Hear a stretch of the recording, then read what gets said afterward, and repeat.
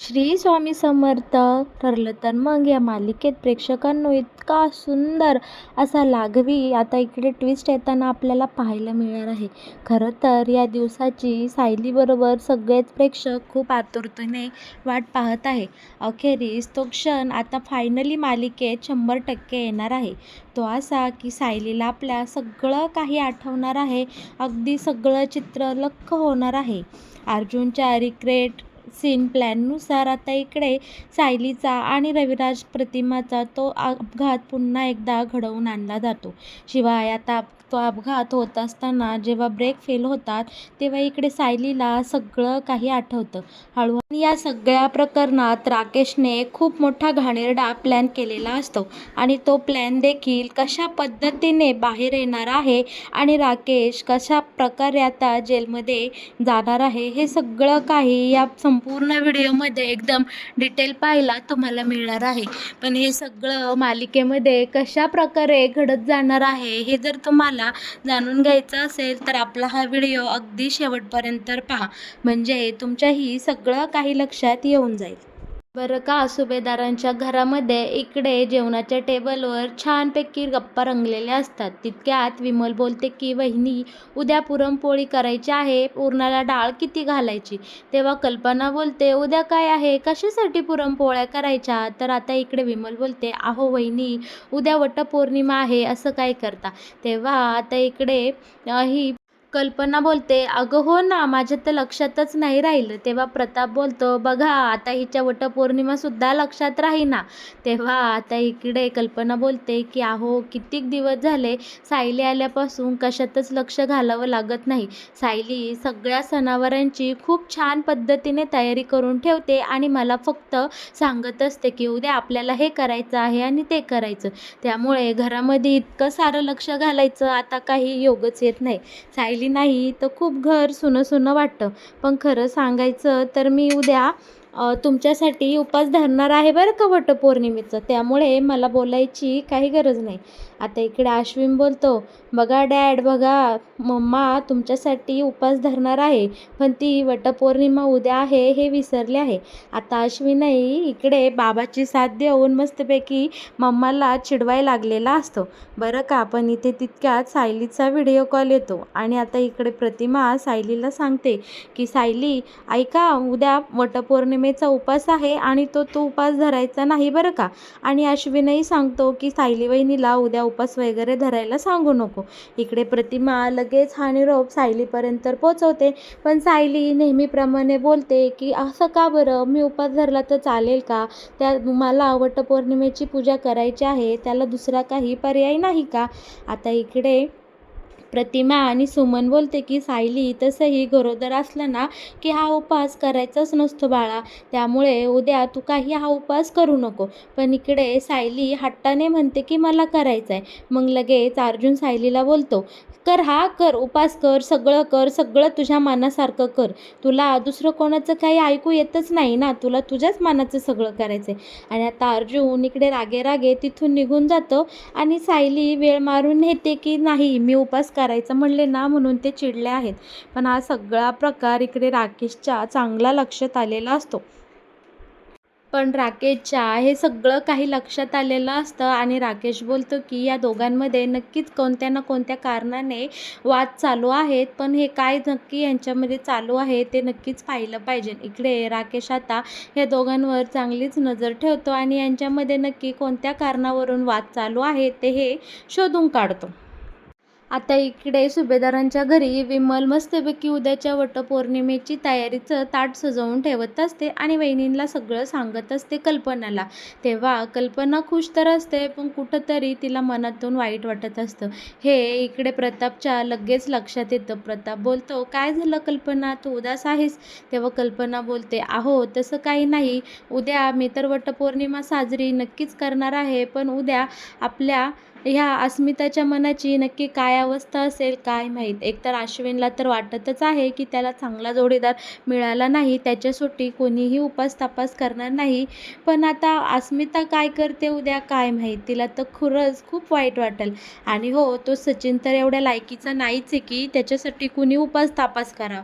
पण आपली अस्मिता, पण हे सगळं काही अस्मिता लांब राहून ऐकत असते आणि अस्मिताने मनाशी ठरवलेलं असतं की उद्या अजिबात वाईट वाटून घ्यायचं नाही, एकदम छान हसी-खुशीमध्ये राहायचं. तितक्यात आता कल्पना इकडे प्रतिमाला फोन करून सांगते की उद्या पूजेसाठी मी तिकडेच येणार आहे, तुम्ही माझ्यासाठी थांबा. आता इकडे प्रतिमासुद्धा खुश झालेली असते. ती बोलते, ठीक आहे कल्पना, आम्ही तुझी वाट पाहू, तू आल्यानंतरच आपण पूजेसाठी जाऊयात. बरं का, आता सायली आणि अर्जुन झोपण्यासाठी आलेले असतात. तर सायली मोठ्या तोऱ्यामध्ये अर्जुनला सांगते की आपण तो रिक्रिएट सीन नाही करणार आहोत आणि हो, मी उद्या वटपौर्णिमेचा उपाससुद्धा करणार नाही. आणि लगेच अर्जुनला मुरका मारते आणि दुसरीकडे तोंड करून झोपी जाते. बरं का, आता हे बघताना खरंच खूप मज्जा येते. पण अर्जुनला कुठेतरी वाईट वाटत असतं आणि त्याला आठवत असतं की सायली खरंच खूप डिप्रेशनमध्ये आहे आणि तिला ह्यातून बाहेर काढलं पाहिजे, काहीतरी विचार केला पाहिजे. आता सुंदर दिवसाची सुंदर सकाळ झालेली असते आणि वटपौर्णिमेचा तो सुंदर दिवस आता उगवलेला असतो.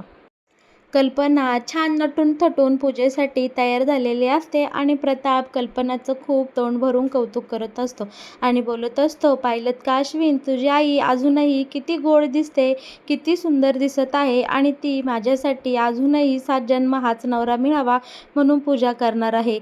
प्रताप कल्पनाला बोलतो, खरंच मी तुला 7 जन्म नवरा म्हणून हवा आहे का. आता इकडे प्रताप कल्पनाची मस्करी थट्टा करत असतो. पण अश्विन बोलतं की बाबा, तुम्ही खूप लकी आहात की आई तुमच्यासाठी इतका प्रेमाने उपास धरणार आहे, नाहीतर माझं नशीब बघा, मला जोडीदारसुद्धा नाही आहे किंवा माझ्यासाठी कोणी उपासही करणार नाही.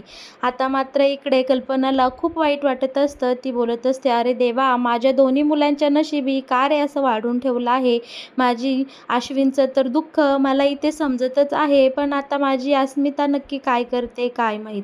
आता अस्मिता मात्र मस्तपैकी तिकडनं चांगली हशीखुशीत आलेली असते आणि बोलते की अश्विन, मी तुझ्यासाठी एक छानपैकी सरप्राईज आणला आहे. तेव्हा आता प्रताप बोलतो की अस्मिता, काय गं, काय शॉपिंग केली सकाळ सकाळ. तेव्हा इकडे आता अस्मी बोलते की मी स्वतःसाठी काही शॉपिंग केली नाही, पण अश्विन आणि माझ्यासाठी इकडे कोणीतरी छानसं असं गिफ्ट पाठवलं आहे, सरप्राईज पाठवलं आहे. तेव्हा आता अस्मिताला प्रताप बोलतो, नक्की काय आणलं आहे, दाखव तरी आम्हाला. तेव्हा आता अस्मिता या विमलला बोलते की जा बरं विमल, पटकन जा आणि एक छानशी प्लेट घेऊन ये, मग मी तुम्हाला दाखवते नक्की सरप्राईज काय आहे ते. आता अस्मिताने सोबत आणलेल्या मस्तपैकी 2 पेस्ट्री उघडून त्या प्लेटमध्ये ठेवलेल्या असतात आणि इकडे आता कल्पना बोलते, पेस्ट्री हे कोणी बरं दिलं तुम्हाला. तेव्हा आता अस्मी बोलते की थांब ग मम्मा, तुला दाखवते नक्की हे आमच्यासाठी कोणी पाठवलं आहे. आणि आता अस्मी मस्तपैकी सायलीला व्हिडिओ कॉल करते आणि दाखवते, हे बघ पेस्ट्री मिळाल्या बरं का. तेव्हा आता इकडे अस्मी आणि सायली आणि आपला हा अश्विन छानपैकी एकमेकांसोबत व्हिडिओ कॉलवर बोलतात. अस्मी बोलत आहे की सेलिब्रेशन करण्यासाठी या पेस्ट्री आम्हाला सायलीने पाठवल्या आहे.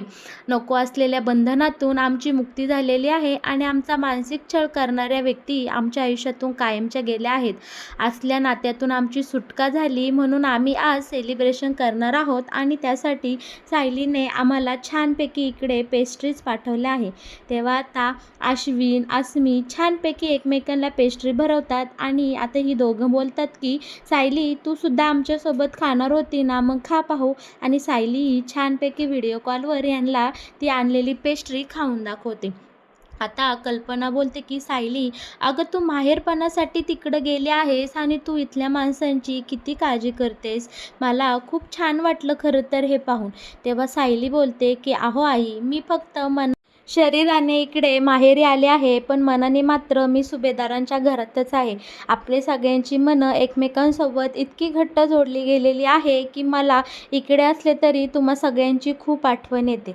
बरं का, आता ही छानपैकी सगळेजण पेस्ट्री खाणं एन्जॉय करतात आणि आता इकडे मस्तपैकी कल्पना आणि सुमन छानपैकी पूजेसाठी तयार झालेले असतात. सुमनने सगळी छान तयारी करून ठेवलेली असते आणि प्रतिमाला सांगत असते की वहिनी एकदा पाहून घ्या की सगळं काही ठीक आहे का.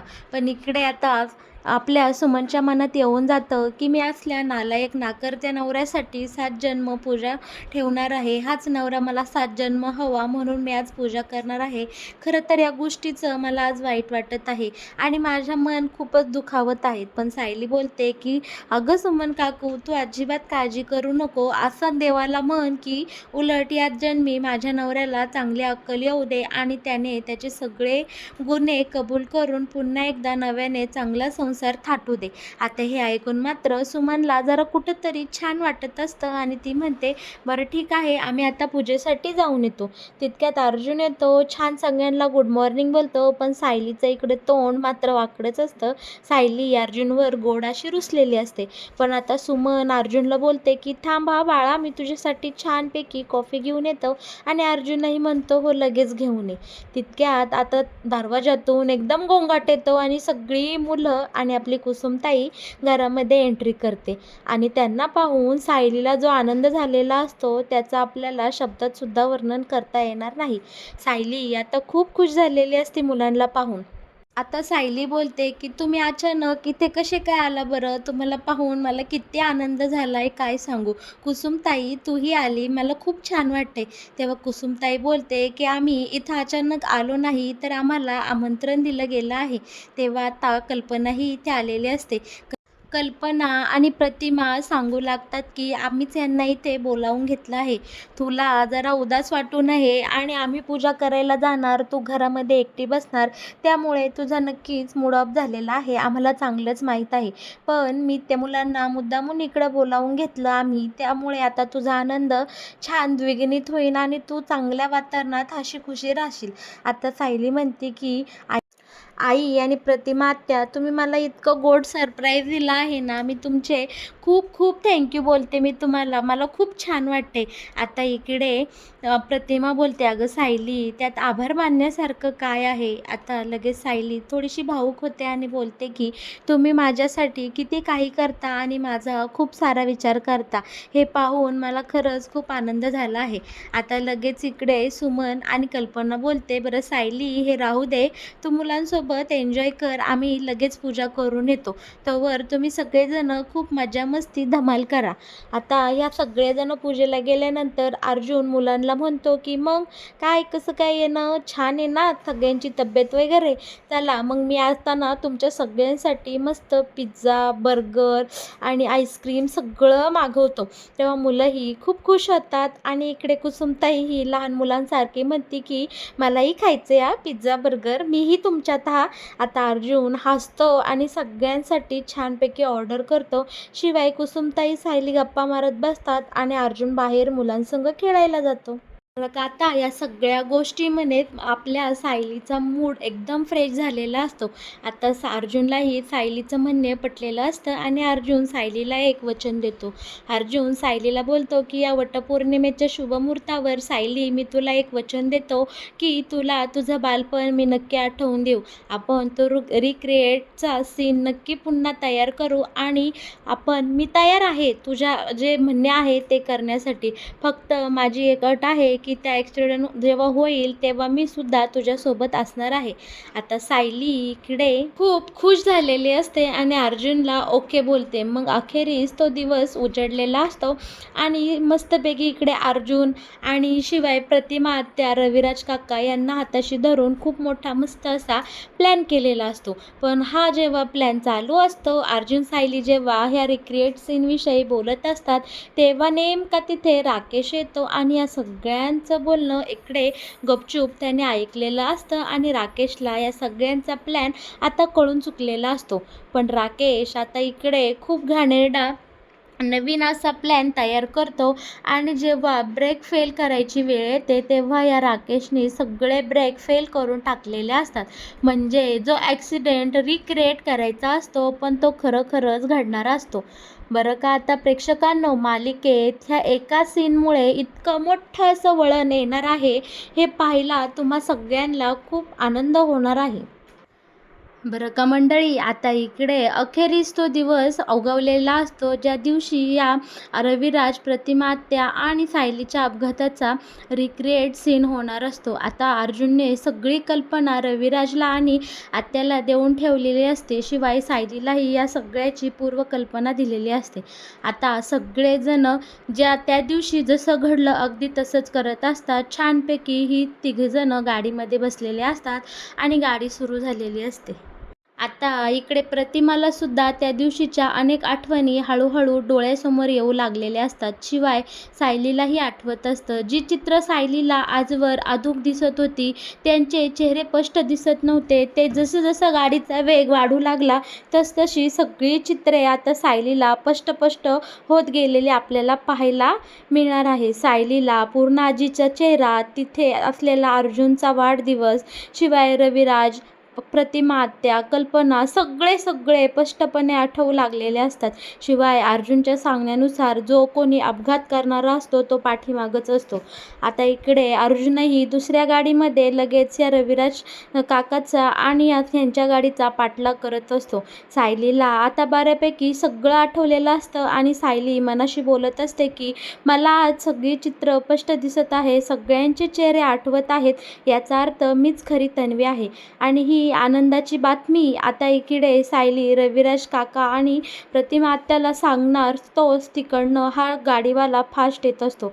पण या सगळ्यामध्ये अर्जुनची खूप धावपळ उडालेली असते. अर्जुन इकडे खरोखर गाडीचे ब्रेक लागत नाही म्हणून रविराज काका बोलत असतात की गाडीचे ब्रेक लागत नाही, गाडीचे ब्रेक लागत नाही. इकडे सायली आणि प्रतिमा खूप दोघीही घाबरलेल्या असतात. सायली पोटुशी असल्यामुळे रविराजलाही खूप मोठं टेन्शन आलेलं असतं. पण आपला अर्जुन आपल्या मालिकेचा हिरो एकदम हिरोसारखी एंट्री करतो आणि इकडे मोठमोठ्याने ओरडून सांगत असतो की रविराज काका हँडब्रेक लाव, हँडब्रेक लाव, पटकन हँडब्रेक लाव. आणि इकडे अर्जुनचा प्लॅन पूर्णपणे सक्सेस झालेला असतो आणि इकडे सगळा रिक्रिएट सीन चांगल्या प्रकारे पार पडलेला असतो. शिवाय आता इकडे सायलीला सगळं काही आठवलेलं असतं. सायली हीच खरी तन्वी आहे ही गोष्ट आता ती प्रतिमा आत्या आणि रविराज काकांना सांगते. एक एक आठवणी, एक एक शब्द जशाच्या तसा ती आता या दोघांनाही बोलवून दाखवते. आता जीवाचा पर्वा न करता स्वतःच्या जीवावर बेतून इकडे अर्जुनने सायली आणि या सगळ्यांचा प्राण वाचवलेला असतो आणि सगळ्यांना एका ठिकाणी घेऊन गेलेला असतो. आता ही सगळी जण एकमेकांसोबत चर्चा करू लागतात. तेव्हा सायली सांगते की बाबा, आई, मला सगळं काही आठवलेलं आहे, तुम्हीच माझे खरे आई बाबा आहात आणि मी तुमची तन्वी आहे. ज्या दिवशी एकूण एक बारीक सारीक सगळी गोष्ट आता सायली जशी तशी रविराज आणि प्रतिमाला सांगते. त्यामुळे या दोघांनाही इकडे खात्री पडलेली असते, 100% विश्वास वाटलेला असतो की ही सायली आहे ना, हीच खरी आमची तन्वी आहे. 22 वर्षापूर्वी हरवलेली आमची मुलगी, म्हणजेच आमच्या डोळ्यासमोर वावरणारी ही मुलगी सायली आहे. आता सायलीला प्रतिमा आणि रविराज कडकडून मिठी मारतात आणि सायलीचा त्यांची तन्वी म्हणून पूर्णपणे स्वीकार करतात. इकडे अर्जुनला प्रश्न पडलेला असतो की नक्की ब्रेक्स कसे काय फेल झाले. हे तर आपलं नाटक असतं, पण मग हे असं सगळं कसं काय झालं. तेव्हा अर्जुन गाडीची तपासणी करतो, पोलिसांना हे सगळा प्रकार सांगतो. तेव्हा त्यांच्या लक्षात येतं की कोणीतरी मुद्दामून गाडीचे ब्रेक फेल केले आहेत. तेव्हा रविराज बोलतात की गाडी तर ही आमच्या पार्किंगला होती आणि पार्किंगला कॅमेरे बसवलेले आहे, आपण CCTV फुटेज पाहू शकतो आणि बघूया की नक्की गाडीसोबत काही छेडछाडी झालेली आहे का, कुणी मुद्दामून हे काही केलं आहे का. तेव्हा सगळे पोलिसांसहित सगळेजण आता घरी जातात आणि पहिलं बंगल्याचे कॅमेऱ्याचे CCTV फुटेज बघतात आणि त्यामध्ये स्पष्टपणे असं दिसत असतं की राकेश गाडी उघडतो आणि गाडीचे ब्रेक फेल करतो. आता इकडे राकेश एकदम रेड हँड या सगळ्यांना मिळालेला असतो आणि आता रविराज क्षणाचाही विलंब न करता राकेशच्या मस्तपैकी 2-3 थोबाडीत लगावून देतो. सुमनही त्याच्या कानाखाली मारते आणि बोलते की तू तुझ्या बापाच्या वळणालाच गेला आहे. आणि आता रविराज आणि सुमन स्वतः या राकेशला पोलिसांच्या ताब्यात देतात आणि ह्याची रवानगी पोलीस स्टेशनला आता होते. बरं का आता प्रेक्षकांनो, सुभेदार आणि किल्लेदार यांच्या आयुष्यात फायनली तो सुखाचा दिवस आलेला असतो. त्यांची खूप वर्षापूर्वी हरवलेली तन्वी म्हणजेच सायलीच्या रूपात वावरणारी, घरामध्ये कायम त्यांच्यासोबत असणारी ही मुलगी म्हणजे त्यांची तन्वीच असते. हा आनंद त्यांचा आता गगनात मावेनासा झालेला असतो. बरं का, आता इकडे प्रेक्षकांनो, कसं वाटला तुम्हाला ठरलं तर मग या मालिकेत येणारं हे नवीन वळण? याविषयी तुमच्या जर काही प्रतिक्रिया असतील किंवा तुमच्या काही भावना तुम्हाला व्यक्त करायच्या असतील तर तुम्ही त्या कमेंट बॉक्सद्वारे नक्कीच माझ्यापर्यंत पोहोचवा. आणि हो, मालिकेत येणारे असेच नवनवीन टप्पे, नवनवीन वळण जर तुम्हाला सगळ्यात आधी जाणून घ्यायचे असेल तर तुम्ही आपल्या या चॅनलला नक्की सबस्क्राईब करा. आणि हो, आपल्या ह्या व्हिडिओला लाईक केल्याशिवाय अजिबात कुठे जाऊ नका. बरं का प्रेक्षकांनो, अखेरीस सायली आणि अर्जुनचा शोध पूर्णपणे थांबलेला असतो आणि सायलीला तिचे खरेखुरे आई-बाबा रविराज आणि प्रतिभा मिळालेले असतात. शिवाय हे प्रतिमा आणि रविराजने सुद्धा सायलीला त्यांची मुलगी म्हणून फायनली इकडे एक्सेप्ट केलेलं असतं आणि आता या दोन्ही घराण्यांमध्ये छानपैकी सुखासमाधाचे वारे वाहू लागलेले असतात.